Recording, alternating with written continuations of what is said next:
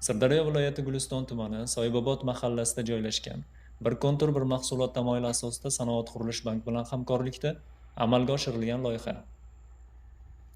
Ushbu loyiha Soyibobod mahallasi hududida joylashgan 234-kontur 20 gektar yer maydonini tashkil etadi. Bu kontur 40 nafar fuqarolarga ajratilgan bo'lib, bir kontur bir mahsulot tamoyili asosida lazer navli sholi ekilgan. 13-iyun sanasi holatiga ekinimiz yaxshi rivojlanyapti. Loyihamiz qiymati 210 million so'mni tashkil etib, ekin maydonimizdan har bir gektaridan o'rtacha 8-10 tonnadan hosil olish rejalashtirilgan. Yuqori